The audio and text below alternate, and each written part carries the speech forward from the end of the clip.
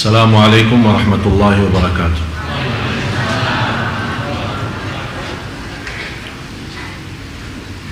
Alhamdulillahi rabbil alamin, wa ashhadu an la ilaha illallah wahdahu la sharika lahu waliyus salihin, wa ashhadu anna sayyidana wa nabiyyana Muhammadan abdullahi wa rasuluhus sadiqul amin. Allahumma salli wa sallim wa barik ala sayyidina Muhammad wa ala alihi wa sahbihi ومن تبعهم بإحسان إلى يوم الدين. سبحانك لا علم لنا إلا ما علمتنا إنك أنت العليم الحكيم. Maha suci Allah, saya tidak memiliki ilmu apa-apa, hanya saja apa yang diberikan oleh Allah subhanahu wa ta'ala. Alhamdulillah wa syukurillah atas segala nikmat yang telah diberikan oleh Allah subhanahu wa ta'ala. Dan menurut saya, khususnya jamaah Masjid Agung Sunda Kelapa telah mendapatkan banyak karunia dari Allah Subhanahu wa taala.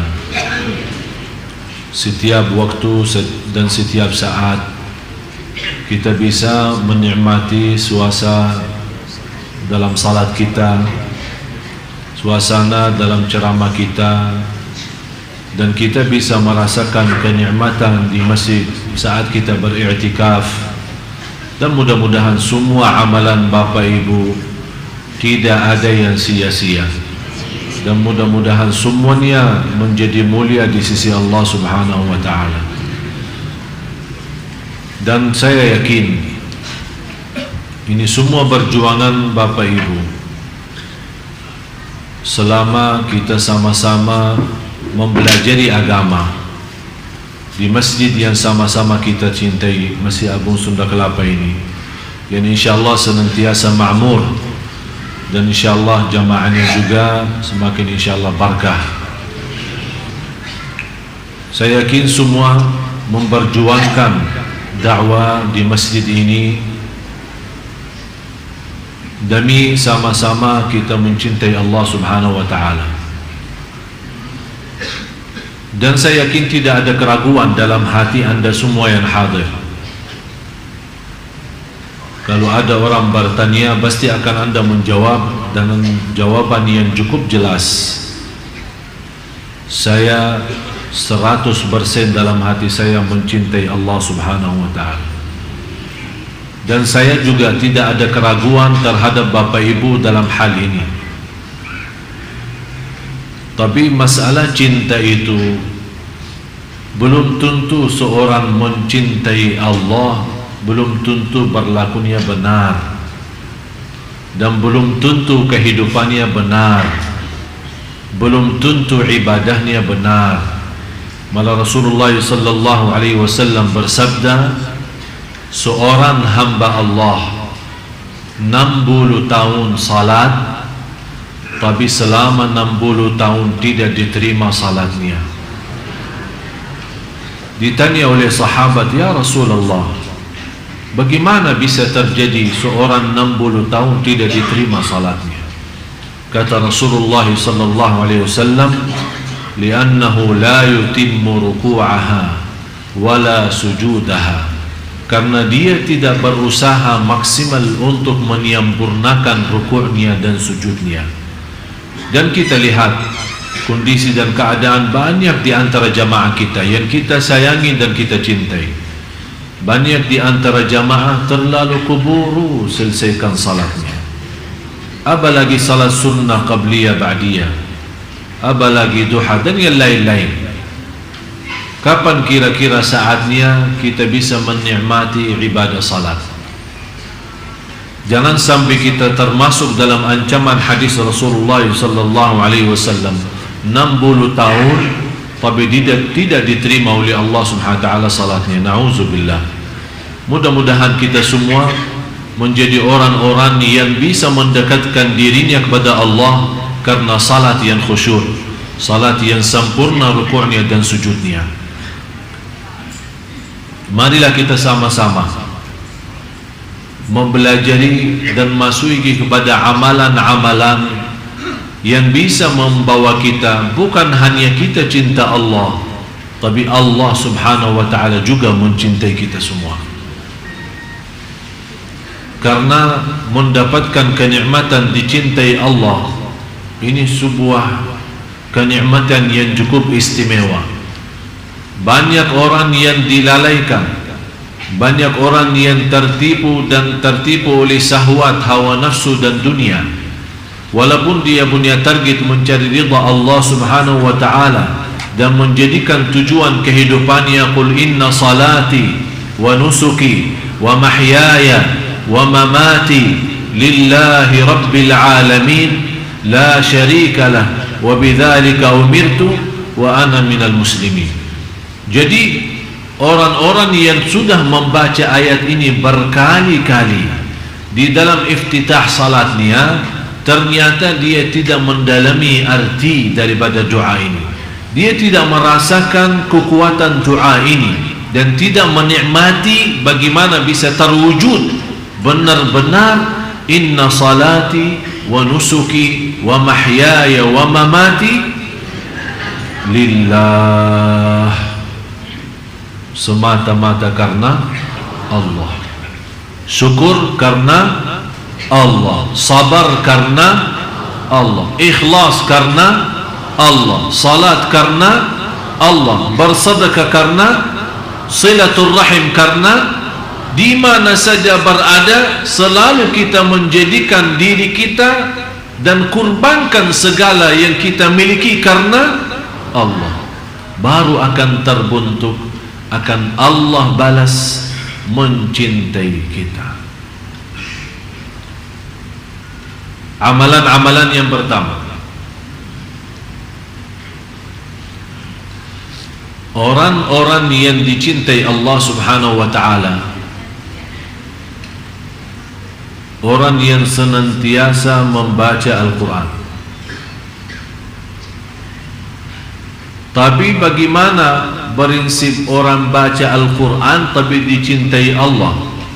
Karena selama ini Bapak Ibu, saya yakin Anda semua suka baca Al-Quran. Malah ada yang saya kenal 1 minggu, 2 minggu kurang lebih khatam Al-Quran. Kurang daripada 1 bulan dia mampu khatam Al-Quran. Malah ada yang dalam 1 bulan khatam 2 kali, ada malah 3 kali, 30 juz dalam 1 bulan.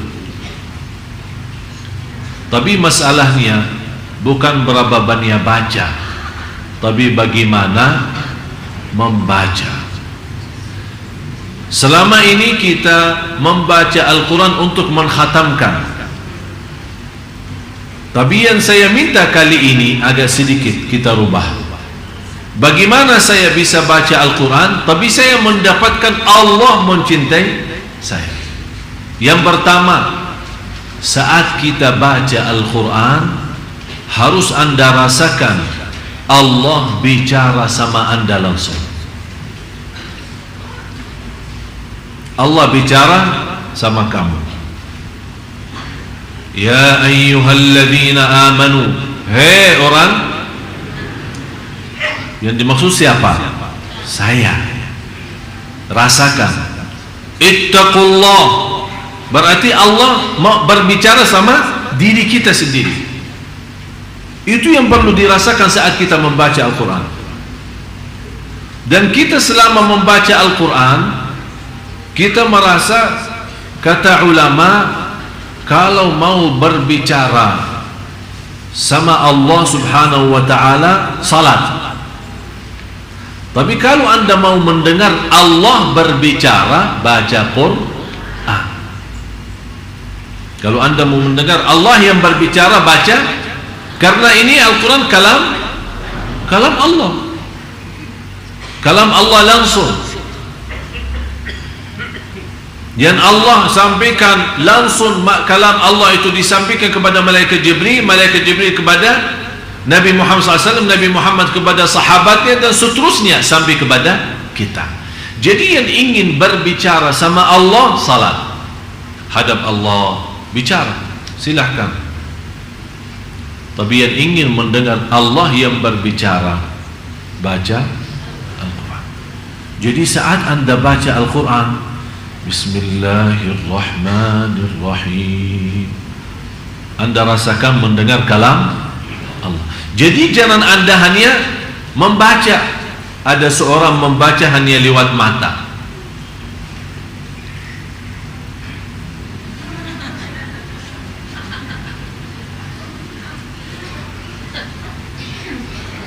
tidak akan bisa rasa. Kenapa? Apa manfaatnya suara? Suara agar didengar oleh, kenapa didengar oleh telinga sendiri? Kalau ada syaitan mengganggu kita, lari. Dia tidak bisa, karena ada suara keluar. Syaitan terganggu. Bukan syaitan yang mengganggu, malah dia yang terganggu. Berarti akan melarikan syaitan dari suara bacaan kita. Kalau sudah syaitan lari, berarti kita akan mampu fokus dan lebih nikmat bacaan kita. Yang kedua, saat kita mendengar sendiri bacaan kita, rasakan Allah yang lagi menyampaikan bacaan itu lewat telinga kita. Karena telinga itu salah satu makhluk Allah. Ada seorang punya telinga tapi tidak bisa mendengar. Ada orang punya mata tapi tidak bisa melihat. Jadi masalahnya bukan wujudnya mata atau wujudnya telinga, tapi masalahnya apakah dia berfungsi atau tidak, bisa menjadi berguna atau tidak. Bagaimana kita bisa mengaktifkan segala tubuh badan kita saat membaca? Begitu caranya. Yang pertama, Anda baca karena Allah lagi berbicara. Yang kedua, Anda membaca Al-Quran, semua berbicara itu yang dimaksud adalah diri kita. Yang ketiga, itu yang terindah dalam bacaan Al-Quran, setiap kita baca ada rasa saya tidak mau berhenti, karena saya lagi nikmati dan merindukan mendengar kalam Allah, mendengar bicaraan Allah sama saya. Jadi begitu Anda baca, jangan Anda punya bayangan dan fikiran kapan mau selesai. Malah justru yang Anda harus rasakan, saya tidak mau selesai, saya mau terus lazat, saya mau nikmat, karena Allah lagi bicara sama saya. Sudah faham 3 poin ini? Itu namanya membaca Al-Quran. Dan 3 hal ini baru akan Allah mencintai kita. Yang kedua, selalu mengingat Allah subhanahu wa ta'ala. Maksudnya mengingat Allah bagaimana? Zikir kan? Tapi zikir yang macam mana? Yang seperti apa? Saya yakin Anda semua suka tahlil, suka bertasbih,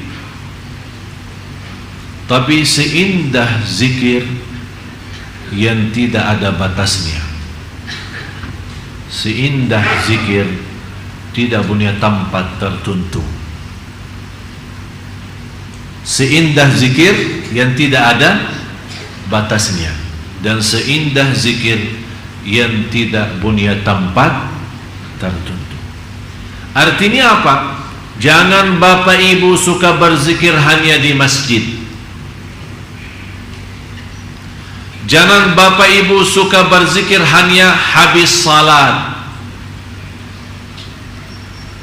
Jangan Anda berzikir hanya dengan jumlah tertentu, tidak boleh lebih. Malah justru bebas, tidak usah batasi. Ya ayyuhalladzina amanu uzkurullaha dzikran. Apa artinya katsira? Sebanyak-banyaknya. Kenapa kita disuruh berbanyak zikir? Supaya mengeluarkan diri dari golongan orang munafik. Ternyata orang munafik juga berzikir. Innal munafiqina yukhadi'una Allah wa huwa khadi'uhum wa idza qamu ila as-salati qamu kusala yura'una an-nasa wa la yadhkuruna Allah illa qalila. Mereka kalau diajak salat malas, terpaksa karena malu sama kawannya masuk masjid, bukan karena Allah tapi malu. Yura'unan nas, riya. Sifat yang ketiga, wala yadhkuruna Allah illa, ternyata mereka juga berzikir. Wala yadhkuruna, katakan Allah, mereka tidak berzikir kecuali sedikit. Berarti mereka berzikir. Supaya kita selamat dari sifat orang munafik, berarti harus kita lawan mereka, harus kita berbeda dengan mereka. Kalau mereka memang zikir tapi sedikit, saya mau berzikir tapi banyak. Coba bayangkan, saya pernah memberikan cara zikir, tapi selama 1 hari tidak boleh bicara dunia. Ingat kan? Tidak boleh bicara dunia. Subhanallah, walhamdulillah, wa la ilaha illallah, wallahu akbar. Assalamualaikum, waalaikumsalam warahmatullahi wabarakatuh. Subhanallah, walhamdulillah, mau kemana? Mau ke masjid. Subhanallah, walhamdulillah, sudah makan belum? Subhanallah, walhamdulillah. Jadi biasakan diri seperti itu. Tidak usah orang mendengar suara zikir kita, tapi kita mengaktifkan semua tubuh badan kita menjadi membawa cahaya zikrullah. Luar biasa indahnya zikir. Bapak Ibu, zikir itu termasuk salah satu amalan sederhana, pahalanya di sisi Allah jauh lebih besar daripada haji, jauh lebih besar daripada salat sendiri. Karena inti daripada wujudnya salat, inti daripada wujudnya ibadah semua, inna salata tanha 'anil fahsya'i wal munkar wala dzikrullahi akbar. Zikir itu jauh lebih besar. Tafsiran ulama, zikir itu jauh lebih besar, maksudnya zikir itu jauh lebih besar daripada salat sendiri. Ada yang mentafsirkan wala dzikrullahi akbar adalah zikir di dalam salat itu jauh lebih tinggi daripada salat sendiri. Karena memang kalau kita lihat salat kita memang semuanya mulai takbir sampai salam semuanya zikir. Baca Quran zikir, Allahu Akbar zikir, doa zikir, rukuk dalamnya zikir, sujud dalamnya zikir. Berarti semuanya tidak terlepas dari zikir. Orang yang berangkat haji buat apa? Ujung-ujungnya mengagungkan Allah, membesarkan Allah. Labbaik Allahumma labbaik, labbaik la syarika laka labbaik, innal hamda wan ni'mata laka wal mulk la syarika lak. Ini semua bunyinya apa? Zikir. Berarti ternyata zikir itu mengatasi semua ibadah. Malah pahalanya jauh lebih besar daripada jihad fi sabilillah. Sampai Rasulullah SAW menjelaskan di hadis yang sahih, ala unabbiukum bi afdali a'malikum wa azkaha 'inda malikikum wa khairul lakum min infaqidh dhahabi wal warq wa khairun min an takhruju lil jihadi fi liqa'i aduwikum fayadribu a'naqakum wa tadribu a'naqahum. Ya Allah, panjang sekali hadis ini. Apakah kalian mau tahu saya memberikan amalan kepada kalian? Rasul ini berbicara sama sahabat. Saya akan memberikan amalan jauh lebih mulia di sisi Allah, jauh lebih baik daripada amalan yang lain, jauh lebih besar pahalanya daripada mensedekahkan emas dan perak dan mensedekahkan segala harta. Jauh lebih besar daripada menghadapi musuh saat perang, mereka membunuh kita atau kita membunuh mereka. Kaget sahabat, ini jihad, jihad lawan musuh. Apa saja amalan yang jauh lebih tinggi daripada itu semua? Rasul menjawab singkat saja, zikrullah, zikir kepada Allah. Fadhkuruni, tanda-tanda kita mencintai Allah banyak sebut Allah. Kalau kita berbanyak sebut Allah, berarti kita akan termasuk orang yang akan Allah sebutkan nama kita. Fadhkuruni, kalau kita menunggu Allah juga zikir kepada kita. Bagaimana Allah zikir kepada kita? Kan fadhkuruni, zikir kepada Allah. Azkurkum, zikir Allah kepada kita. Apa zikir Allah kepada kita? Akan Allah selalu ingat kepada kita apapun kebutuhan kita, apa keperluan kita, apa keinginan kita, apapun hajat kita, akan Allah selalu ingat dan mengabulkan doa kita. Bisa Bapak Ibu? Bisa, jangan insya Allah bisa. Bisa, insya azam, nawaitu, sungguh-sungguh. Hari ini libur, coba habis pulang dari sini isi zikir. Dan coba subhanallah, saya kasih satu rahasia zikir sebelum kita lanjut yang ketiga.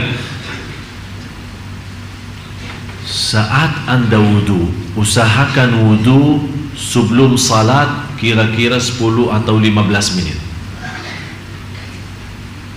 Habis Anda wudu, kan ada tahiyatul masjid, atau kita di rumah sunnatul wudu kan, sambil menunggu azan nih, ada 10 menit atau 15 menit. HP-nya jauhkan. Ini sekarang kita punya masalah. Datang ke masjid bawa HP, i'tikaf bawa HP, imam bilang stau i'tadilu masih bawa HP, padahal imamnya sebelum Allahu Akbar. Bapak Ibu yang membawa HP, mohon non aktifkan kalau tidak keberatan. Allah, astagfirullahaladzim. Imamnya aja belum selesai Allahu Akbar sudah bunyi, seolah-olah kita baru imam sudah sampai. Saya perhatiin kalau imam bilang istau i'tadulu agak cepat, istau i'tadulu, luruskan saf. Tapi begitu dia sebut soal HP, dia membawa bahasa yang halus. Bapak Ibu yang membawa HP, mohon non aktifkan. Tapi kalau tahu tadi luruskan saf. Jadi cepat kalau tahu dulu. Begitu dia sebut kata HP, dia supaya kenapa? Kita mendengar. Apakah kita perlu menjadikan seorang imam seperti Umar bin Khattab? Bagaimana Umar Khattab kalau dia jadi imam? Tahu kan? Tahu luruskan saf. Beliau khalifah dan beliau juga imami salat 5 waktu. Tahu luruskan saf. Sebelum dia takbir, dia punya tongkat punya kepala besar, dia putar dalam saf-saf jamaah. Kalau safnya belum lurus, dia tidak mau lagi luruskan, karena dia sudah tadi bilang luruskan. Dia sekarang beriksa, mutar, tang, langsung di kepala. Ya Allah. Habis itu yang sudah cukup lalai, begitu kata Amirul Mukminin, istau i'tadilu, dia sudah rasa sakitnya duluan. Padahal Amirul Mukminin belum memeriksa safnya, hanya istau i'tadilu dia sudah megang kepala duluan. Berarti sudah tahu. Apakah kira-kira perlu begini ya?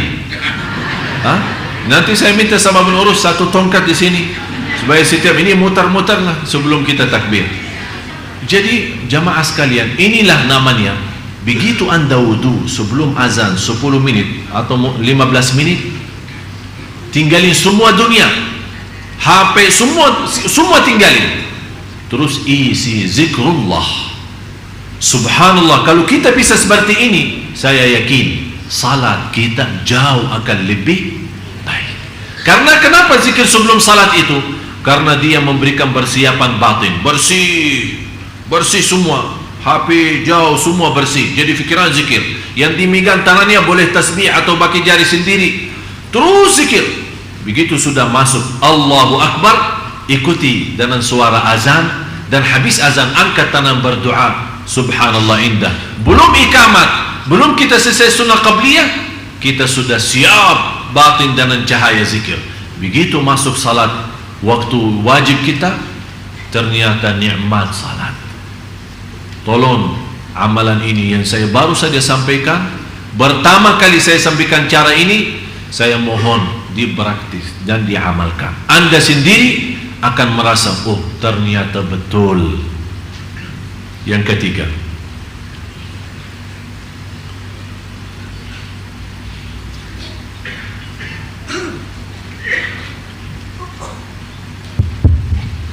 lebih mengutamakan untuk mencintai Allah Subhanahu wa Ta'ala daripada dirinya ketika hawa nafsunya menguasai dirinya. Yang paling berat kita mengutamakan Allah saat punya keinginan. Contoh, sudah alarm kan? Jam berapa alarmnya? Biasa ibu-ibu jam berapa alarmnya? Jam 3. Nah, sudah bunyi kan? Bunyi jam 3. Kita megang HP. Kita sudah megang kan? Sudah lihat. Terus matiin, off ya. Alarmnya off. Kita taruh. Di sini ada muncul dua hal. Pertama, mau enggak salat malam? Yang kedua, tidur aja. Jadi tidak ada tidur enggak ada. Tapi yang ada, mau salat malam enggak? Tidur aja. Ini yang kedua. Di sini supaya bagaimana kita bisa mencintai Allah, di sini ujiannya. Allah melihat kita sudah nawaitu dengan alarm jam 3 atau jam 2, berarti kita sudah ada niat kan? Ada niat. Tapi ini niat tidak cukup. Harus ada bukti. Begitu kita mendengar, kalau kita tidak mendengar sampai sudah ketiduran, tapi benar-benar tidak merasa, tidak mendengar, Allah Maha tahu kondisi dan keadaan kita. Tapi Allah tidak akan memberikan keistimewaan bagi orang. Begitu dia megang HP-nya, matiin, kemudian dia tidur, padahal ada bisikan salat malam enggak? Tidur aja. Tapi dia mengutamakan tidurnya daripada itu, namanya tidak bakal dicintai Allah. Karena yang membuat kita bangkit dan bergerak untuk bisa salat malam, di sini kan ada katanya bisa menguasai nafsu, melawan hawa nafsu. Di sini hawa nafsu ini apa?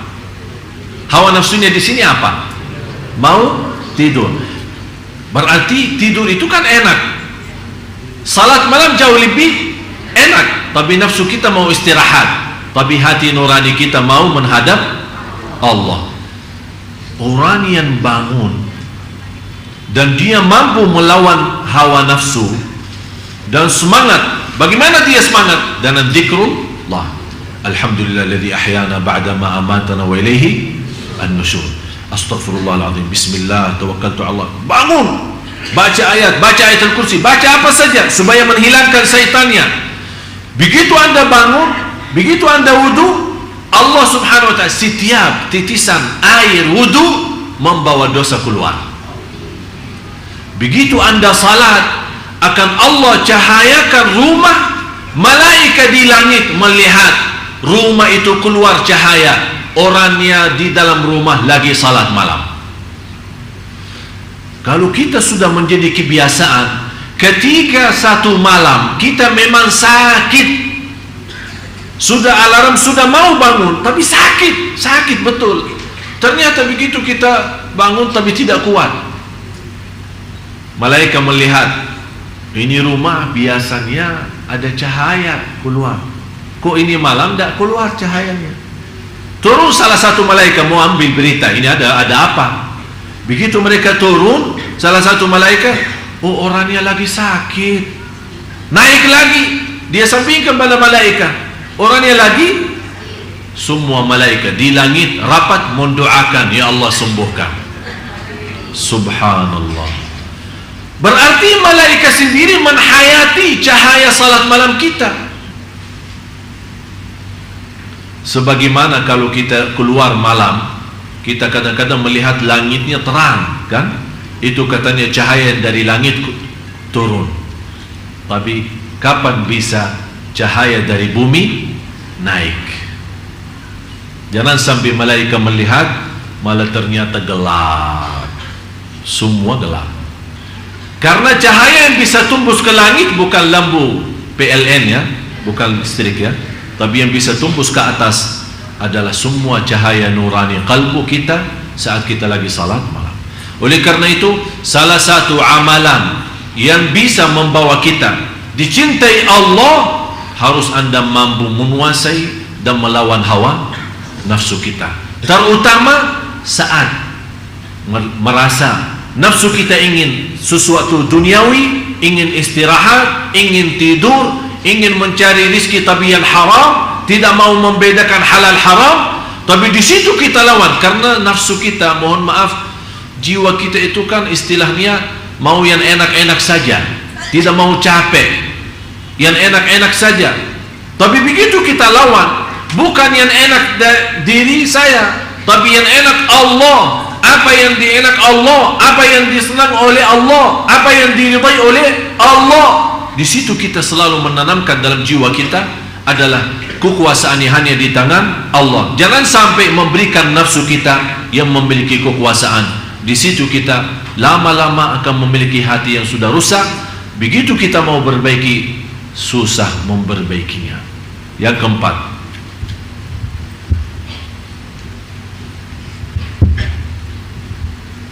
memahami dan mendalami dengan hati tentang nama dan sifat-sifat Allah. Allahu Akbar. Rata-rata jamaah kita sudah hafal Asmaul Husna. Hafal enggak? Hafal. Bisa rasakan artinya enggak? Hah?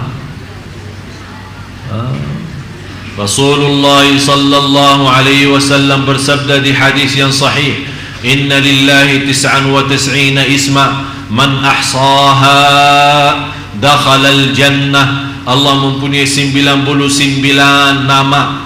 Barang siapa yang menguasinya, yang menghafalnya, yang mengamalkan isinya, yang mempelajarinya, yang mendalaminya, itu kata ahsaha. Jadi termasuk di dalamnya menghafal, menamalkan, memahami, menhayati, merasakan, menikmati, merasa lazat saat sebut nama-nama Allah yang namanya Asmaul Husna. Dan bisa lewat Asmaul Husna kita memohon kepada Allah Subhanahu wa ta'ala. Di situ kita akan baru merasa keagungan Allah dalam hati kita semakin bertambah. Sayang kita sama Allah semakin tinggi, cinta kita semakin mulia. Begitu juga saat kita berdoa kepada Allah lewat Asmaul Husna, perhatiin, Ar-Rahman irhamni, Razzaq urzuqni, Ghaffar ighfirli. Jadi kita saat kita saking sudah memahami, jangan Anda berkata, Ya Rahman urzuqni. Oh, Ya Rahman urzuqni, Ya Razzaq urzuqni, Ya Karim muliakan, Ya Ghafur ampuni, Ya Rahman rahmati. Jadi Anda sudah memiliki pemahaman Asmaul Husna sampai Anda bisa meminta dengan Asmaul Husna sesuai arti dan makna. Faham Bapak Ibu? Itu namanya. Barang siapa yang mampu menghafal, memahami, menhayati, dan sampai dia bisa berdoa kepada Allah lewat Asmaul Husna, kata Rasulullah dijanjikan akan masuk surga Allah Subhanahu wa ta'ala. Jadi mulai dari hari ini, kalau kita baca Asmaul Husna, lebih baik setiap hari kita bawa satu nama, tapi kita bisa mengerti apa isinya dan apa dalamnya. Faham Bapak Ibu? Yang kelima, kepasrahan hati di hadapan Allah Subhanahu wa ta'ala. Bagaimana pasrah hati? Maksudnya keluarin hati dari dada kita terus kasih ke Allah. Apa itu pasrah hati? Hah?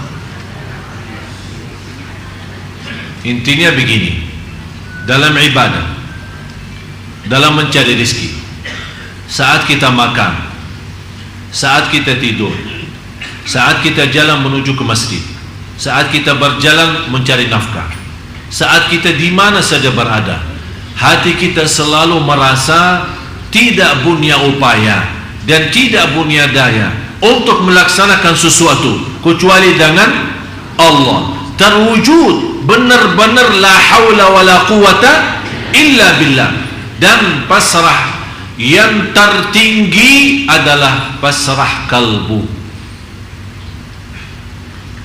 Istilah lain, tawakal yang tertinggi tawakal kalbu. Maksudnya apa tawakal kalbu? Saat kita keluar rumah, doanya apa? Bismillah tawakkaltu ala Allah, la haula wala quwata illa billah. Ini ucapan cukup tinggi, ucapan cukup sempurna. Tinggal apa? Ucapan lidah sudah baik, tinggal hati. Jangan sampai pas kita keluar rumah, bismillah tawakkaltu ala Allah, la haula wala quwata illa billah, tapi di dalam hati masih merasa alhamdulillah saya sehat, masih muda, saya bisa berlaku sesuatu. Ini bicara sama siapa? Sama hati. Yang seharusnya memantapkan ucapan ini, bismillah tawakkaltu ala Allah, la haula wala quwata illa billah, bukan hanya lidah yang mengucapkan, tapi hati juga ikut mengucapkannya. Pasrah total lahir batin, Allah segalanya, kun fayakun. Begitu anda keluar membawa doa keluar rumah, anda merasa ya Allah, memang saya sudah berikhtiar berdoa, tapi segalanya di tanganmu ya Allah. Pasrah dengan yakin, saya kemana saja pergi akan Allah menjadikan hati saya hari ini buas iman, mendapat rezeki dan kecukupan, dan senantiasa diterima segala amal dan perjuangan. Yang keenam, melihat kebaikan dan nikmatnya baik yang lahir maupun yang batin.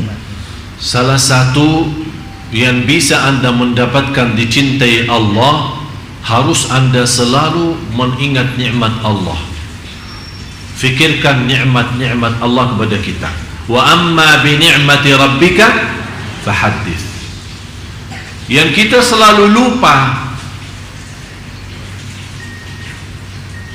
kita sibuk mensyukuri nikmat tapi lupa mensyukuri yang memberikan nikmat.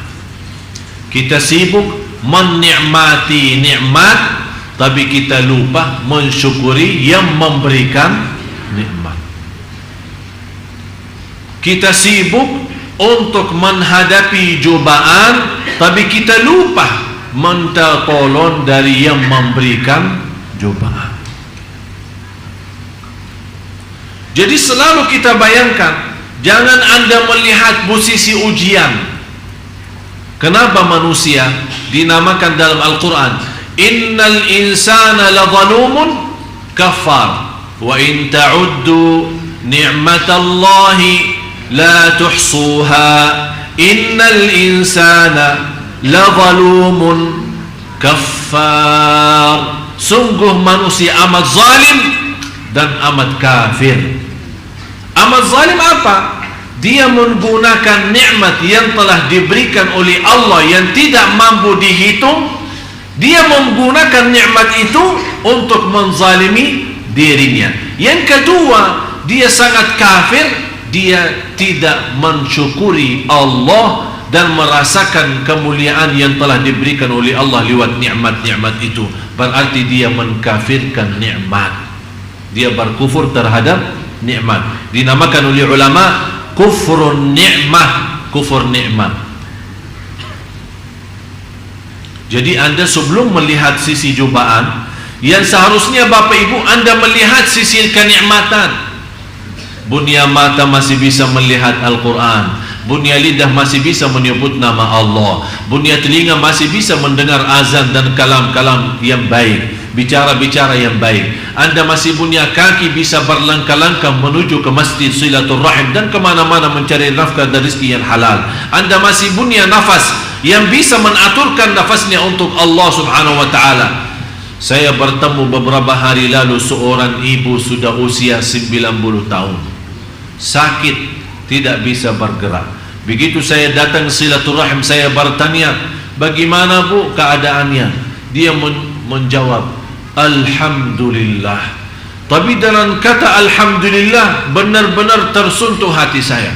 Saya bilang, ibu alhamdulillah atas apa? Ibu lagi sakit, sakitnya parah dan tidak bisa bergerak. Dia menjawab, alhamdulillah masih bunya 3. Bunya hati terisi iman, bunya lidah menyebut nama Allah, bunya akal masih bisa sadar siapa diri saya terhadap Allah. Dia sudah tidak melihat sakitnya, tidak melihat kakinya yang tidak berfungsi, tidak melihat tubuhnya yang tidak bisa bergerak, tapi dia melihat nikmat, bukan melihat ujian. Di situ dia merasa kenikmatan cukup besar, malah dia merasa masih kekurangan syukur. Itulah namanya hamba yang dicintai Allah. Karena kita orang mencintai Allah, semua nikmat terhitung. Tapi sekarang kita terbalik, malah semua ujian dan cobaan yang kita hitung. Kita hitung cobaannya, bukan hitungkan nikmatnya. Ini yang membuat kita lemah. Wa amma bi ni'mati rabbika fahaddits. Oleh karena itu jamaah sekalian, begitu anda diuji Allah, jangan lihat apa itu ujiannya, tapi lihat berapa masih tersisa nikmat yang lain. Kalau Allah berikan 100 nikmat, yakini yang ujiannya hanya 2, anda masih bisa menikmati 98. Jangan anda rugi iman gara-gara kehilangan 2 nikmat, akhirnya mendapatkan cobaan yang jauh lebih besar adalah kehilangan iman dan kehilangan syukur. Tidak usah fikirin sebagaimana ibu yang tadi, dia sudah tidak melihat sisi sakitnya dan tidak melihat umurnya dan tidak melihat dia tak bisa bergerak, tapi dia masih bisa merasakan iman, yang kalbu yang terisi iman, lidah masih Allah izinkan untuk sebut nama Allah, dan akal masih bisa sadar.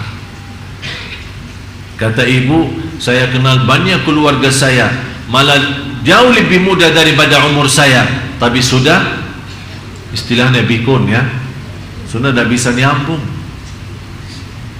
Tapi dia masih bisa, begitu dengar azan dia bisa berfikir, oh ini salat, ini waktu salat, ini waktu Quran, ini waktu zikir, ini nikmat besar. Begitu dia merasa nikmat seperti ini, walaupun dia merasa hanya memiliki 3 dibanding ujian, ternyata 3 itu jauh lebih besar, memberikan keringanan menghadapi cobaan dan ujian. Oleh karena itu Bapak Ibu, salah satu yang memberikan energi dan kekuatan menghadapi cobaan dan ujian, jangan lihat ujiannya, tapi lihat kenikmatan nikmat-nikmat yang masih ada. Jangan sampai Allah cabutkan nikmat itu, malah bertambah kita rugi dunia dan rugi akhirat. Na'udzubillah. Yang ketujuh,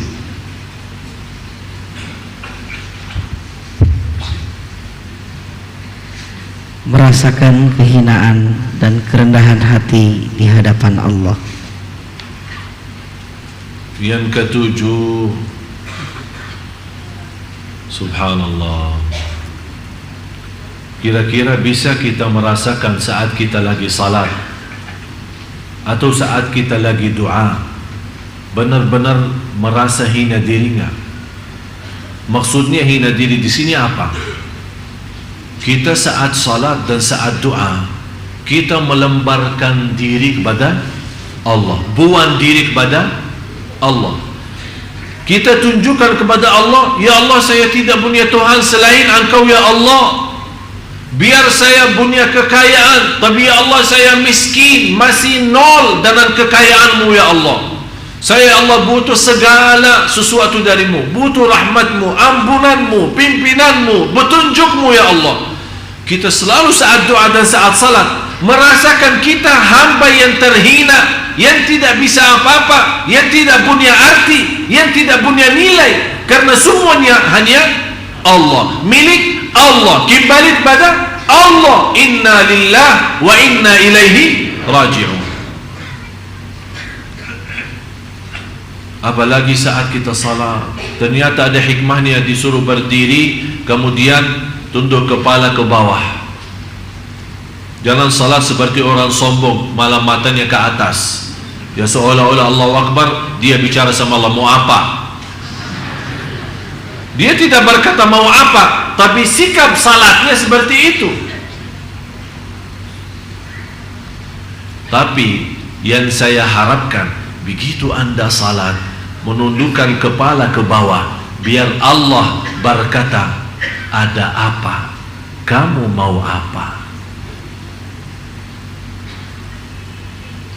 Biar Allah yang memberikan pertanyaan itu, kita merasakan saat kita salat, kita lagi berbicara sama Allah. Nikmat. Kalau kita lagi diberikan kesempatan bertemu dengan Bapak Presiden dan protokolnya memberikan kesempatan hanya 15 menit, kira-kira 15 menit kita menghadap Bapak Presiden, begitu kita hadap beliau, kita diam atau bicara? Hah? Kira-kira ada orang ketemu Bapak Presiden tapi diam? Dia begitu mendapatkan kesempatan dan dia merasa Bapak Presiden ini bisa menyelesaikan hajat saya, bisa membantu urusan-urusan saya yang belum bisa kelar karena kepala negara. Berarti kita begitu sampai, barangkali kita tidak memberikan kesempatan dia berbicara. Kita aja yang bicara. Pak ini kan dia, Pak ini, Pak ini, Pak ini, Pak ini, Pak ini, Pak. Ujungnya dia bilang insyaallah. Siap. Dibantu. Begitu dia menjawab dibantu, kita langsung percaya. Alhamdulillah. Betul Pak? Betul, dibantu. Jangan khawatir. Kenapa kita bisa memiliki keyakinan? Padahal walaupun ada keputusan dari Bapak Presiden, tapi kalau belum ada izin Allah, wallahi tak akan bisa dapat apa-apa. Dan saya mendapatkan pelajaran dari warga negara Indonesia. Tak pernah terbayang dan tidak pernah nyangka bisa dapat warga negara Indonesia. Malah ada orang yang menawarkan ke saya, Syekh sanggup gak bayar 100 juta? Insya Allah dalam 10 hari saya keluarkan KTP Indonesia. Minta 100 juta. Besok datang masih tawar-tawaran sampai 50. Akhirnya dikasih diskon katanya 20 juta. Kelar, tapi agak lama kalau 20 juta. Berapa? Barangkali 3 bulan sampai 6 bulan. Pokoknya dapat. Saya bilang, saya berserah kepada Allah. Kalau Allah izinkan saya dapat, saya yakin tanpa proses akan Allah datangkan warga negara itu. Subhanallah, tiba-tiba tidak lama saya diberikan, dapat terima telepon, diundang untuk memberikan ceramah. Bapak Presiden hadir, Wakil Presiden, dan semua para pejabat-pejabat, menteri-menteri, termasuk duta-duta tamu negara. Begitu saya sampaikan ceramah, malah Bapak Presiden sendiri panggil, ente dari mana? Ana dari Madinah. Kok bisa bahasa Indonesia? Ya Alhamdulillah. Saya bilang, kalau soal bisa, saya tidak bisa, tapi Allah yang maha bisa. Allah yang berikan semua. Sampai kata beliau, kalau saya tutupi mata mendengar ceramah ente, saya tidak nyangka ini orang dari Madinah. Terima kasih Pak. Langsung dia berkata begini, bahasa persis, mau nggak warga negara Indonesia? Saya langsung ingat yang nawarin 100 juta.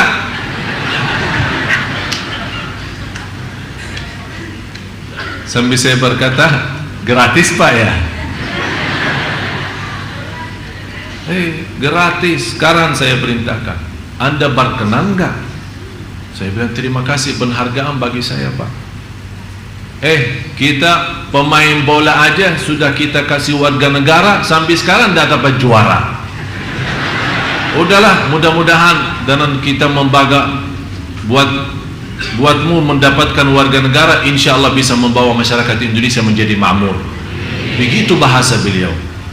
Langsung belum saya berhenti mau pulang, langsung dipanggil Pak Menteri Hukum dan HAM. Segera bantu Tuan Syekh Ali. Begitu bahasa beliau. 8 hari persis ditelepon, saya masih di luar negeri. Segera, ini Pak Menteri sendiri yang telepon, suruh datang menghadap beliau. Begitu saya pulang dari Malaysia ketemu beliau, tak sampai 15 menit, tehnya belum selesai, selesai minum teh. Langsung kelar surat, ditandatangan sama Pak Menteri, ini ada perintah daripada presiden saya untuk memberikan warga negara. Saya ingat kata ini yang ketujuh. Saya merasa saat berdoa kepada Allah Subhanahu wa taala, ya Allah, kalau memang Anda punya rencana untuk saya di Indonesia, ya Allah, saya tidak punya upaya dan daya, malah saya merindukan Madinah daripada Indonesia. Tapi Allah, saya milih aturan Allah, saya milih bantuan Allah, saya milih dan mengutamakan apa yang Allah berikan, saya terima. Subhanallah, Allah tunjukkan demi hari ke hari, demi waktu ke waktu, demi masa ke masa, setiap waktu Allah tunjukkan kepada saya bagaimana dahsyatnya Allah dan kekuasaannya Allah. Yang saya harap semua Bapak Ibu jamaah sekalian, terutama saat berdoa, Anda harus merasa hina diri, miskin, fakir, dhaif, lemah, tak bisa apa-apa, tak punya upaya, tak punya daya, tak bisa mau kemana. Dan merasa di ujung doa Anda berdoa, ya Allah, kalau Engkau hanya mendengar doa orang saleh, bagaimana saya yang masih banyak dosa mau kemana? Kalau ya Allah Engkau hanya menerima doa orang saleh, ya Allah bagi saya yang masih banyak dosa mau kemana lagi? Kita tunjukkan. Dan saking adil dan kasih sayangnya Allah, bukan Allah hanya menerima doa orang saleh, ternyata Allah juga kasih sayangnya kepada orang yang berdosa dan bermaksiat. Kalau dia bertaubatan nasuha, taubat yang benar, dan memohon kepada Allah dengan benar, akan Allah terima doanya dan kabulkan hajatnya. Buktinya, setiap hari kita berdoa dan setiap hari Allah berikan nikmat, kita lupa mensyukurinya. Ini sebenarnya salah satu cara Allah menambahkan nikmat kepada kita, tapi kita tidak sadari, berarti Allah sudah menerima doa kita, tapi kita belum sadar nikmat yang kita minta belum kita dapat. Oleh karena itu, periksa diri kembali. Harus kita merasa diri miskin sama Allah. Ya ayyuhan nas, antumul fuqara'u ila Allah. Hei manusia, semuanya dalam keadaan miskin kepada Allah. Yang ke-8,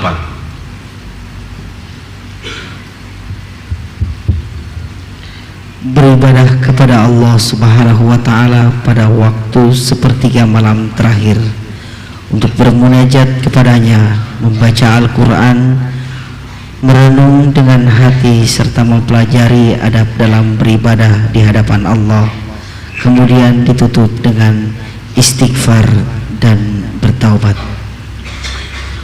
Saya kasih amalan yang ke-8, seindah istighfar. Ingat ya, seindah apa? Istighfar. Sebelum azan subuh 20 menit sampai 30 menit. Di dalam Al-Quran dinamakan al-ashar, waktu sahur.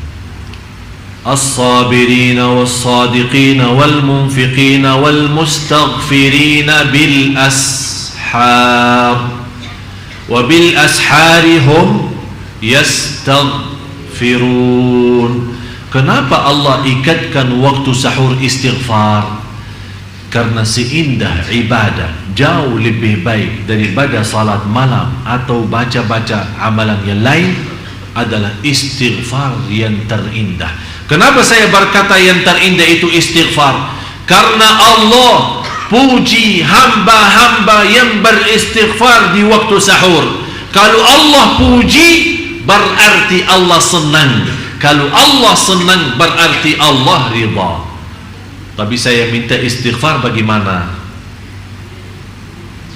Sudah selesai salat malam, sudah witir, ya, duduk tetap di posisi musalla atau atas sajadah, kemudian tundukkan kepala ke bawah, tutup mata, bayangkan semua dosa kita selama ini. Ingat orang tua kita,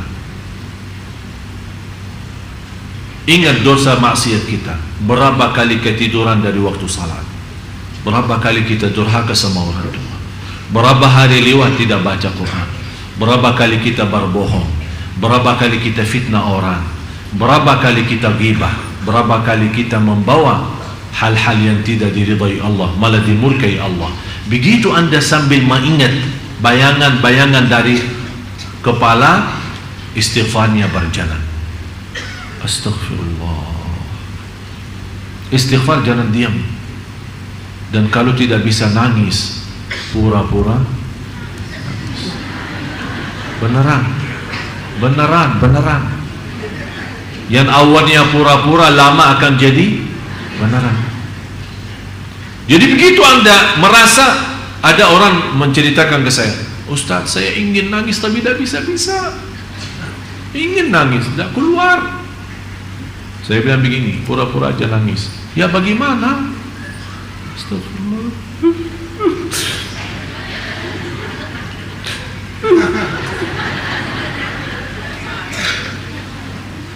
Belum keluar air mata,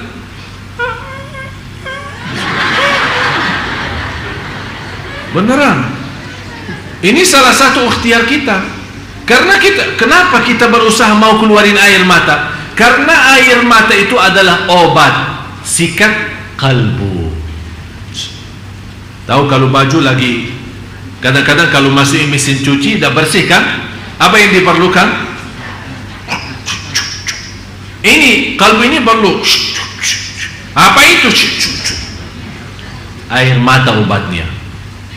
Air mata. Bisa enggak?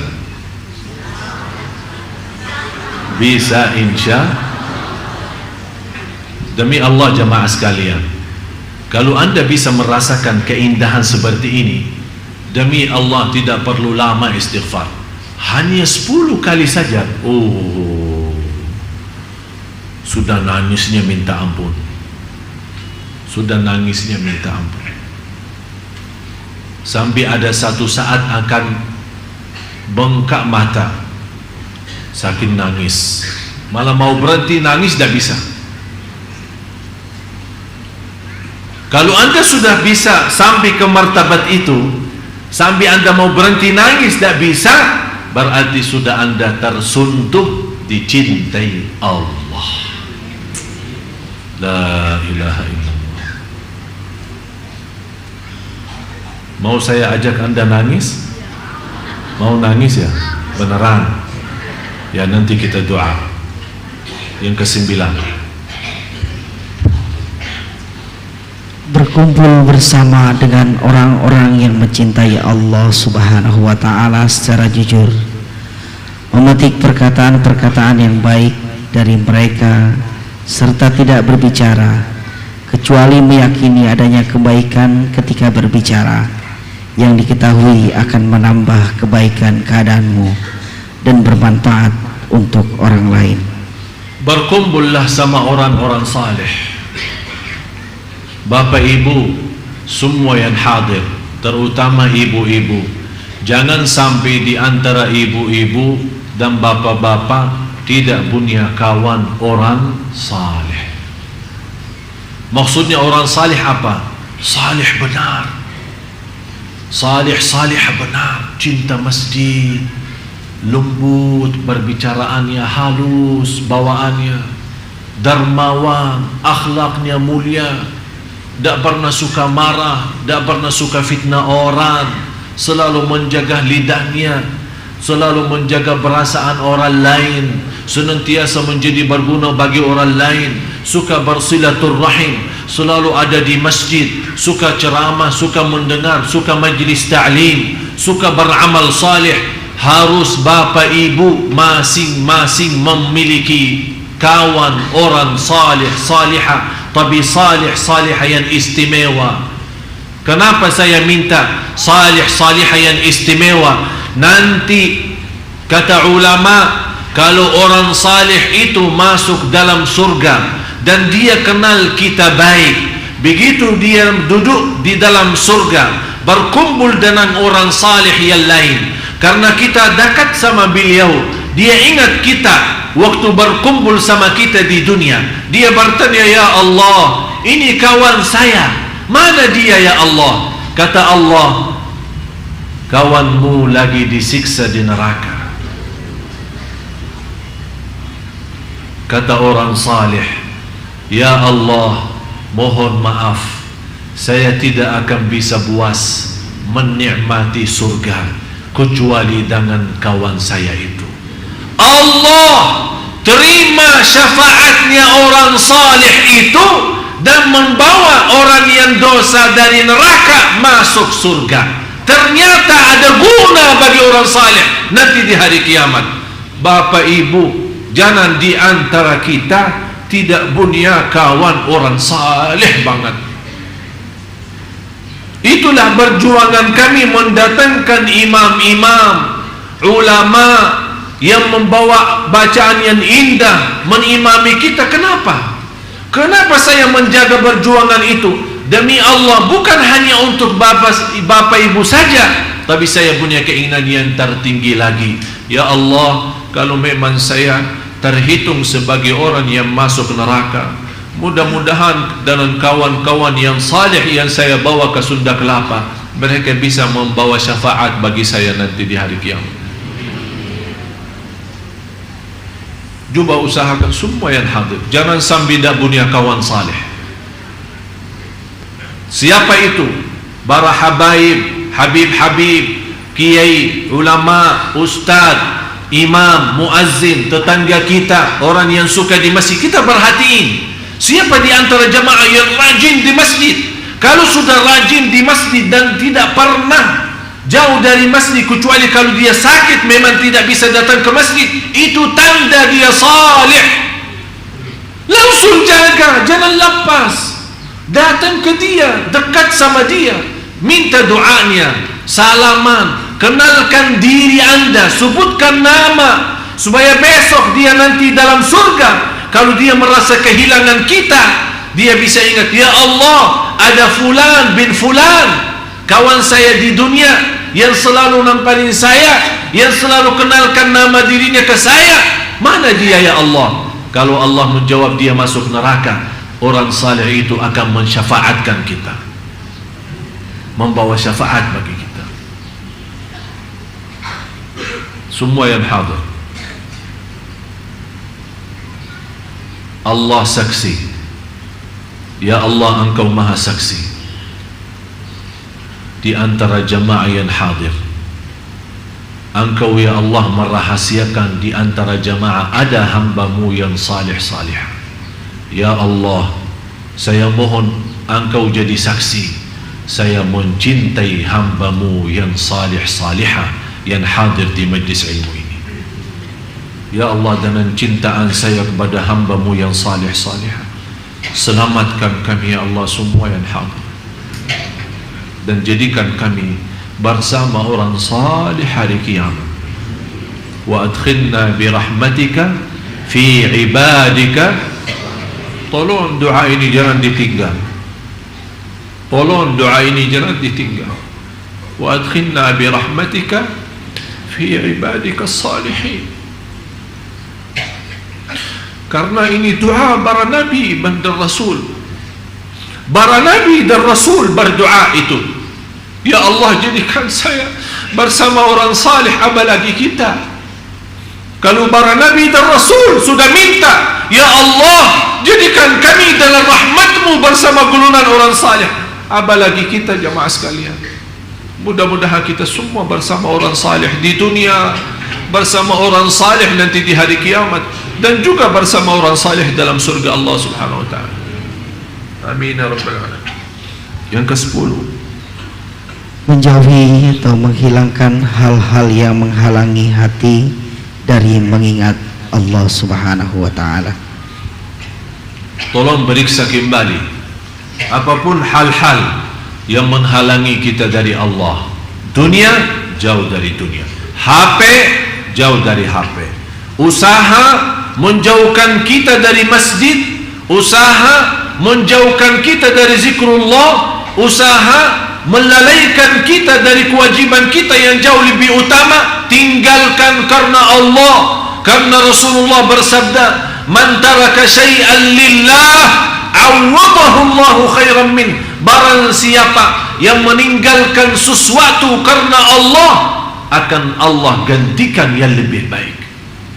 Jangan sampai kita menjadi orang alhaakumut takatsur, dilalaikan oleh kebanggaan, kekayaan, harta, dunia, kesibukan. Lalai, kapan sadar? Hatta zurtumul maqabir. Tapi kalau sudah zurtumul maqabir, artinya sudah masuk dalam maqabir, sudah masuk dunia kubur. Apa arti sadar saatnya? Tidak ada arti. Jangan sampai kita menjadi orang yang masuk dalam golongan alhaakumut takatsur. Karena di ujung alhaakumut takatsur, thumma latus'alunna yawma idzin 'anil na'im.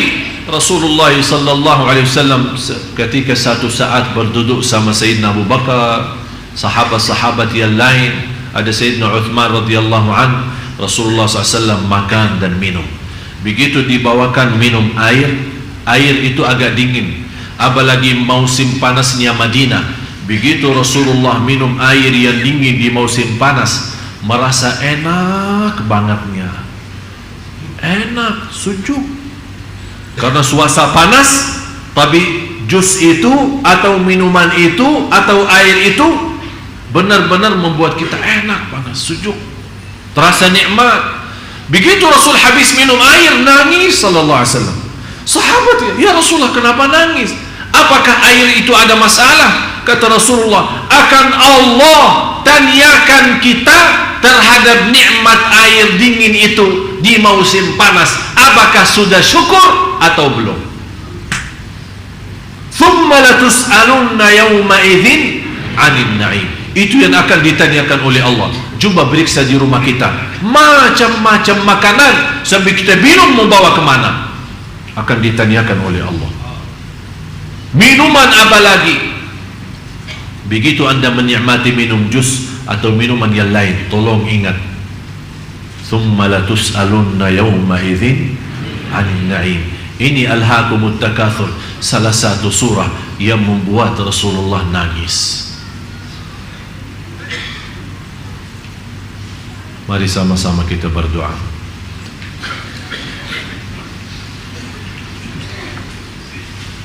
Mudah-mudahan dengan 10 amalan yang saya sampaikan bisa membuka hati kita semua agar senantiasa menjadi hamba Allah yang mencintai Allah dan Allah mencintai kita. Amin ya rabbal alamin. Bismillahirrahmanirrahim. Alhamdulillahi rabbil alamin. Segala puji bagimu ya Allah. Segala nikmat yang kami miliki ya Allah, semuanya darimu ya Allah. Engkau maha ya Allah memberi segala nikmat.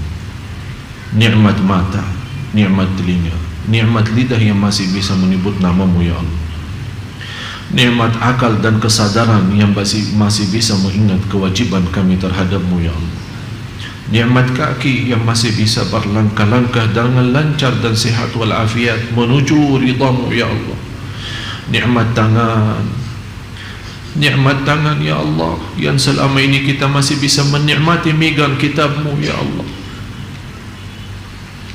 Nikmat titisan air mata, yang titisan air mata yang ikhlas dan jujur menghapuskan dosa kami dan membawa kami selamat dari siksa neraka ya Allah. Ya Allah, maafkan kami karena kami tidak pantas dan tidak mampu mensyukuri segala nikmat yang segitu banyak, dan kami tidak mampu menghitungkan nikmat-Mu ya Allah, apalagi mensyukurinya. Ya Allah, ya Tuhan kami hamba-Mu ya Allah yang dhaif, kami hamba-Mu ya Allah yang miskin, kami tidak bisa apa-apa ya Allah, dan kami tidak akan bisa melarikan diri daripada Engkau ya Allah. Fafirru ilallah. Saat kami berlaku dosa maksiat, kami sangat malu di hadapan-Mu ya Allah. Tapi tetap walaupun kami malu atas dosa maksiat kami tidak akan bisa melarikan kami jauh daripada-Mu ya Allah. Malah justru segala sesuatu yang kita takuti, kita melarikan diri daripada sesuatu yang kita takuti. Tapi kalau ya Allah kami merasa takut kepada-Mu ya Allah, kami akan melarikan diri kami kepada-Mu ya Allah.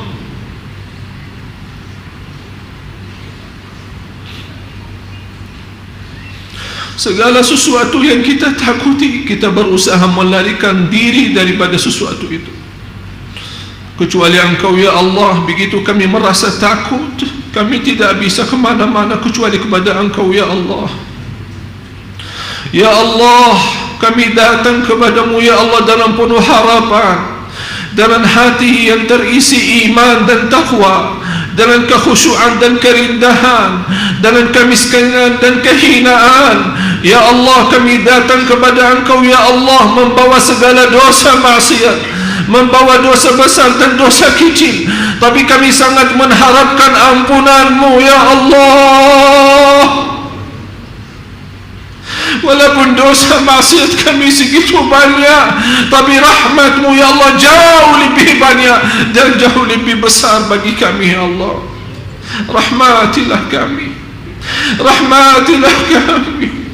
Kalau Engkau tidak merahmati kami akan menjadi orang yang merugi dunia akhirat.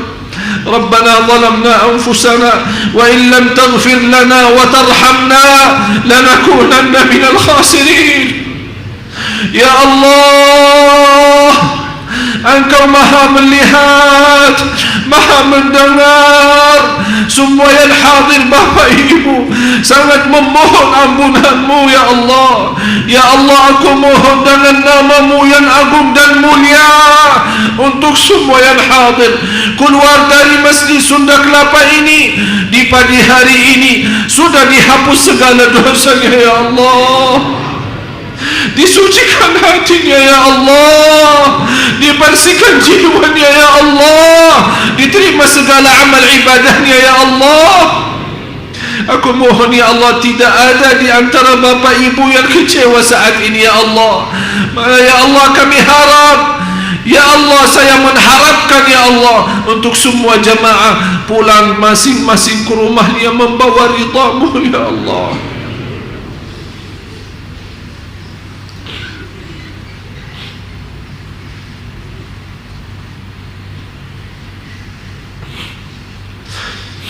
Karena bagi kami ridha-Mu segalanya ya Allah. Bagi kami ridha-Mu segalanya ya Allah. Kalau Engkau ridha ya Allah terhadap kami akan bahagia lahir batin ya Allah. Kami akan nikmat sisa umur kami karena Engkau ridha ya Allah. Ya Arhamar Rahimin, ya Allah, semua yang hadir telah mengangkat tangannya ya Allah dengan penuh harapan. Segala kehinaan, kemudahan dan kekurangan ya Allah, kami mengangkat tangan kami kepada-Mu ya Allah. Kami mohon isi hati kami dan isi tangan kami dengan penuh rahmat dan ampunan dari-Mu ya Allah ya Dzal Jalal wal Ikram. Ya Allah, berilah kepada kami petunjuk pada jalan yang lurus. Hidupkanlah kami dalam keadaan iman, wafatkanlah kami dalam keadaan Islam. Lindungi anak keluarga kami dari segala bahaya. Jadikan anak cucu kami salih salihah, anak cucu kami menghafal Al-Quran, agar kami dipanggil oleh Allah duluan dalam keadaan bahagia, dalam keadaan husnul khatimah. Dan anak cucu kami setelah kami dipanggil duluan, anak cucu kami masih mau mendoakan kami. Ya Allah, Ya Arhamar Rahimin, Ya Allah, lindungilah lahir batin kami, agar kami bisa menjaga diri dari segala sesuatu yang menghalangi kami darimu. Ya Allah, Ya Allah, Ya Arhamar Rahimin, kuatkan kami lahir batin, cahayakan hati kami, sempurnakan ketakwaan kami, muliakan keyakinan kami. Bagaimana Engkau berikan kepada kami kemudahan, sama-sama berkumpul di Masjid Agung Sunda Kelapa ini. Ya Allah, berilah kepada kami kemuliaan, sama-sama jumpa lagi di surga-Mu. Ya Allah, jadikan kami semua yang hadir bersama hamba-hamba-Mu yang salih-salih. Ya Allah, وادخلنا برحمتك في عبادك الصالحين. Walaupun kami, ya Allah, belum menjadi salih salihah, tapi kami harap dengan rasa cinta kami terhadap orang salih salihah, jadikan kami berkumpul dengan mereka. Ya Allah, sebagaimana kata Imam Syafi'i, aku mencintai orang salih walaupun saya tidak terhitung orang salih, karena cinta orang salih menjaminkan bahawa saya selamat dan bahagia. Ya Allah, kami sungguh mencintai orang salih, kami sungguh mencintai orang salihah. Ya Allah, jadikan kami bersama mereka. Ya Allah, Ya Arhamar Rahimin, Ya Arhamar Rahimin, ampuni orang tua kami,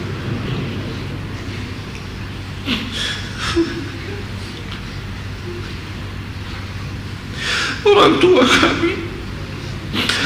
tua kami yang telah meninggal dunia membutuhkan doa kami di saat ini. Ya Allah, Ya Allah, kirimkan pahala majlis ilmu kami. Ya Allah, kirimkan cahaya sedekah kami di pagi hari ini. Ya Allah, kirimkan berkat dan cahaya doa kami untuk orang tua kami yang telah meninggal. Ya Allah, Ya Arhamar Rahimin, Ya Allah, kami tidak mampu membalas dan tidak akan mampu membalas kebaikan kedua orang tua kami. Kami serahkan kepada Engkau. Ya Allah, jadikan orang tua kami mulia di sisi-Mu dunia akhirat.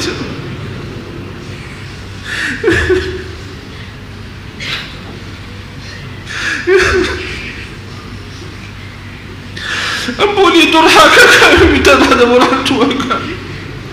Berapa kali kami menyakiti hati orang tua kami, berapa kali kami menyakiti dan mengecewakan hati orang tua kami. Maafkan kami, Ya Allah, maafkan kami, Ya Allah, maafkan durhaka kami. Jangan menhukumkan kami atas durhaka kami. Ya Allah,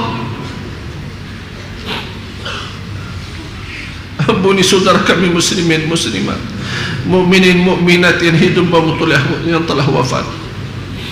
Ya Allah, segala amal ibadah dan perjuangan kami untuk Sunda Kelapa, untuk mendatangkan para imam-imam dan para salih, ya Allah, jadikan atas nama jamaah semua yang hadir menjadi sedekah jariah. Ya Allah, menjadi sedekah jariah. Ya Allah, menjadi sedekah jariah bagi semua yang hadir. Ya Allah,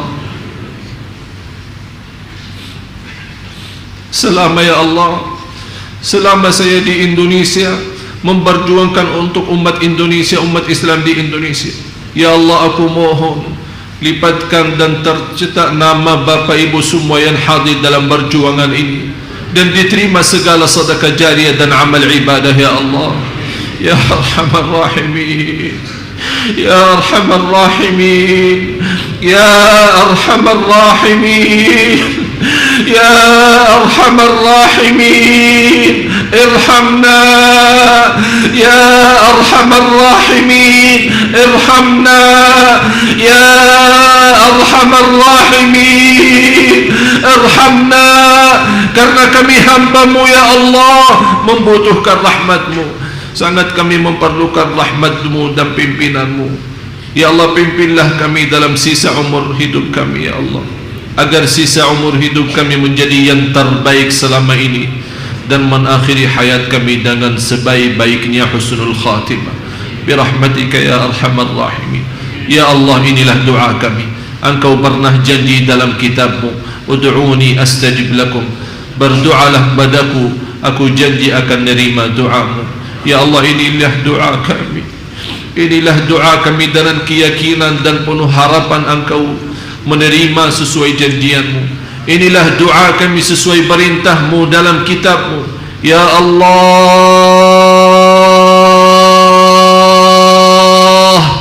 Ya Allah, Ya Allah, terimalah doa permohonan kami sesuai janjian-Mu dalam kitab-Mu. Innaka la tukhliful mi'ad, sungguh Engkau tidak pernah mengingkari janjinya. Rabbana taqabbal minna innaka antas samiul alim wa tub alaina innaka antat tawwabur rahim. Rabbana atina fid dunya hasanah wa fil akhirati hasanah wa qina adzaban nar. Wa sallallahu ala sayyidina wa nabiyyina Muhammad wa ala alihi wa sahbihi wa baraka wa sallam. Subhana rabbika rabbil izzati amma yasifun wa salamun ala al mursalin.